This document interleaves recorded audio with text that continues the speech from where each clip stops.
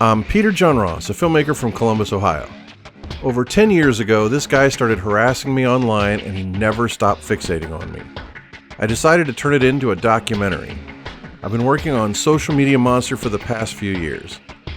The series of events are unfolding in real time as I've filed criminal charges against the guy, a Civil Stalking Protection Order, and things are just getting crazier. These are just behind-the-scenes updates to let everybody know what's going on with the film. So there were Black Lives Matter protests in the summer of 2020 when COVID was at its height, and in Los Angeles it was particularly bad. Matthew Berdyck was in LA at the time, and he filmed a part of the riots.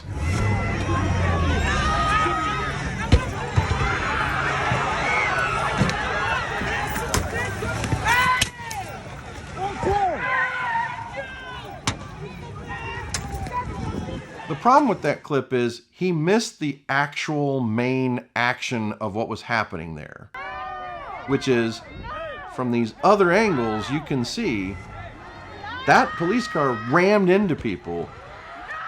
He didn't even notice. He was so busy following the car and then he scurried away in a hurry. He missed the actual real event of what happened there. What's really important are the people that are injured. He didn't try to help them. He didn't even try to film them. He didn't know what even happened. He just ran away in a hurry. Black Lives Matter just tore the whole fucking country apart into a million pieces. Did it reform police? Nope. Protesting does not work.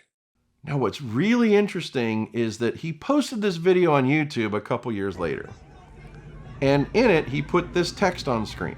I just want to make an observation. Yeah. And you can criticize me all you want. No.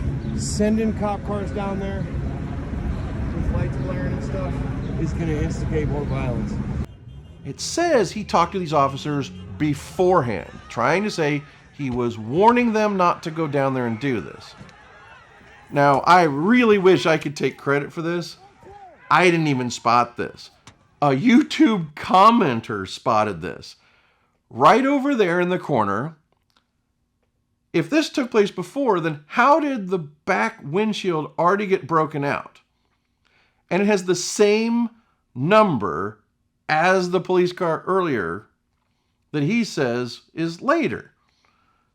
So I don't understand why lie about something as simple as that. Did he just want to make himself look prescient? Did he want to make himself look like he was an authority that knew what was going to happen before it happened?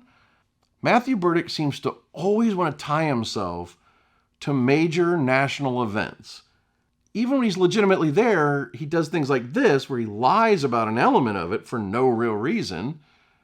Like the Dark Knight Massacre, he starts with, I got there a few days later, to I was in town that night, to he was in the theater. I mean, that's just ridiculous.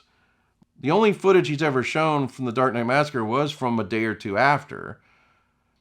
I have no clue why it's so important to him to tie himself to all these national events.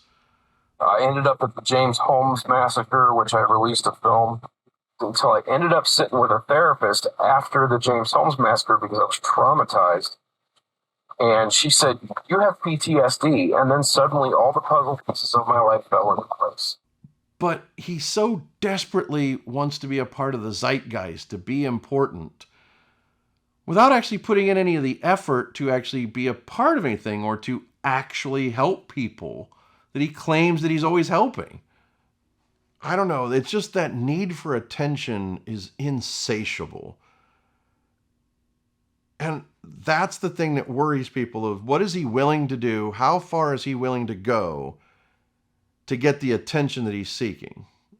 And nobody knows the answer to that. I don't even know if he would know the answer to that. It is a question.